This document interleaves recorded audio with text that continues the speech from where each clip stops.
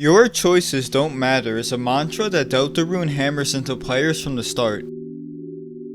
The game quite literally erases your character, saying no one can choose who they are in this world. That sense of confinement is reinforced by Rouse, who explains that everything you'll do has already been written, foretold by an all-knowing prophecy. And sure, you can choose to spare enemies or even turn your neighbor into a murderer, but Lancer will still say toothpaste and then boy, because that's what the story demanded. But in Chapter 4, we reunite with someone who's always rejected that mindset. He didn't care for prophecies in Undertale, and he still doesn't in Deltarune. Of course, you know I'm talking about Gerson Boom.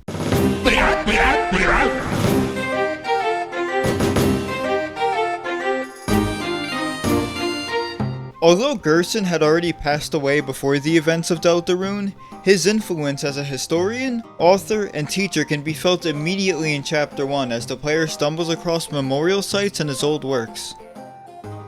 But we don't truly understand him until we meet his reanimated spirit in Chapter 4's Dark World, where we get a true sense of his penchant for individual expression. Leading up to his reveal, Rouse reminds us of how strict the prophecy is as we catch glimpses of it throughout the Dark Sanctuary, that major events will occur exactly as it's been written. Then, Gerson reveals a new path forward by just straight up breaking one of the pieces with his hammer, not just breaking the prophecy itself, but clearing space for someone new to pick up the pen.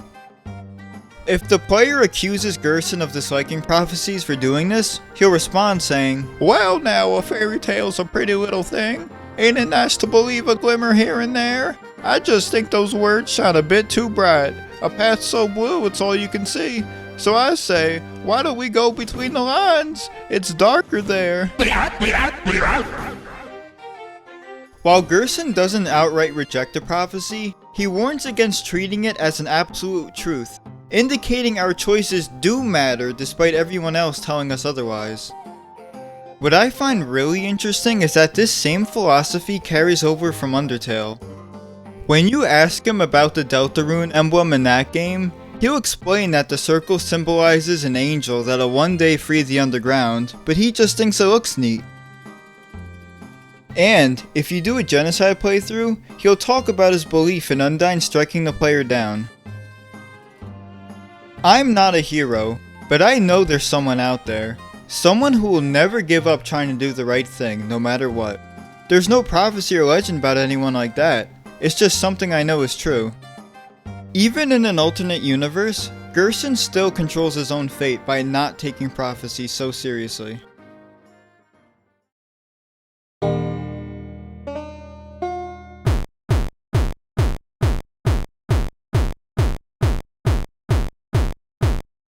Shifting back to Deltarune, it's also imperative to analyze the bond Gerson develops with Susie throughout the chapter. We know that Susie has the ability to heal, but it's largely considered a joke because of how terrible it is despite the amount of TP required to use it. In Chapter 4, we see Susie wanting to take this ability more seriously but is constantly outdone by Rouse. Susie ends up silently accepting this because Rouse is the party's healer, while she's always been the heavy-hitting brute. But then, the party comes across an injury that Rouse can't heal. Gerson mocks Susie for giving up, and intentionally leads her to fire a beam into Jackenstein's mouth, ultimately healing what Rouse couldn't. Through encouragement, Gerson opens an entirely new world of possibilities for Susie. She's not just fated to be the party's tank, she can be a healer too. Realizing this, Susie tells Chris to use her healing in battle because now, it's slightly improved, and a new aspect of her life that she can continue working on.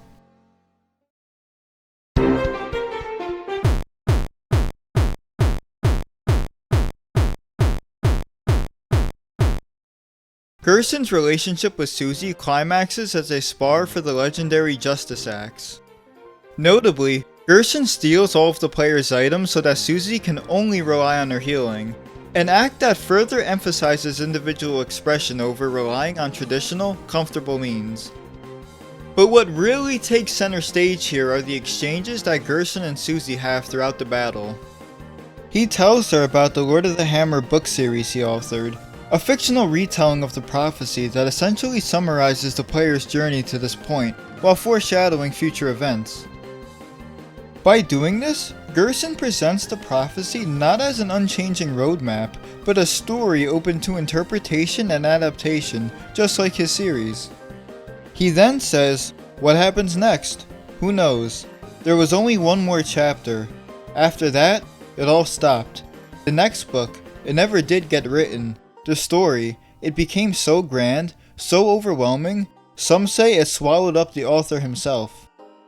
Gerson implies that Word of the Hammer stopped being written because he, himself, became so consumed by the prophecy and its grand narrative of destiny and expectations, similar to Rouse. Throughout Chapter 4, Rouse did his best to ensure Chris and Susie never saw how the prophecy ends. It tells of a final tragedy that's necessary to save the world. Rouse once believed, or hoped, that kind choices might change this outcome, but no matter what, the prophecy remains untouched. Gerson rejects this notion. After years of following the story, he realized it wasn't his job to finish it. That task, and the pen, belonged to someone else. Unlike Rouse, who dreads reaching the end of the prophecy, Gerson believes Hope can still write the next chapter. The ones who could write the next, the youth, the pen was lying there for them to pick up, but they never did. But you, my dear? I see a story lit up in your eyes. Burnin' bright, burnin' black, burnin' up everything. So how do you think it all ends? No. How do you want it to end? Gerson believes that Susie has the agency to write the next chapter herself in a way that directly parallels his relationship with Undyne in Undertale. Finally, Gerson concludes with, there is only one thing that can overwrite the dark, a white pen known as Hope. Miss, I believe this is what you hold. Although Susie initially shrugs this off, believing Chris to be the one in control, Gerson knows that Susie has the power to reinterpret the prophecy's tragic ending in a way he failed to do during his lifetime. She's already rewritten her fate once, by embracing her healing abilities instead of relying solely on brute strength, becoming the white hope against the prophecy's darkness. After coming to this realization herself, Susie is able to subvert Gerson's expectations once again by distracting him, creating the opening she needed to land a blow. With the knowledge that she controls her own fate, Susie is rewarded the Justice Axe from Gerson, but despite his teachings, she still becomes obsessed with learning her own role in the prophecy. We observe her literally chase her own fate down in the second half of the chapter, until she eventually reads how the prophecy ends. That is when the weight of Gerson's lessons finally hits her, causing her to shatter it, symbolically accepting her role as the author of her own fate moving forward. She actually finds it humorous that Rouse believes they would let that tragic event unfold. But what I find most interesting is that Susie stops outside of Chris's window at the end of the chapter and says, "We aren't going to let that happen, right?" That question doubles down on the player's agency. Just like Gerson was teaching Susie, it's ultimately our own choices that will determine the fate of the world.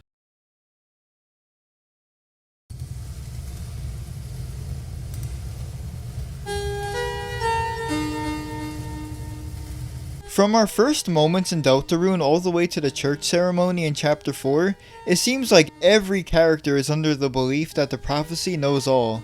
That although we have the free will to make our own choices, those choices ultimately don't matter in the grand scheme of things.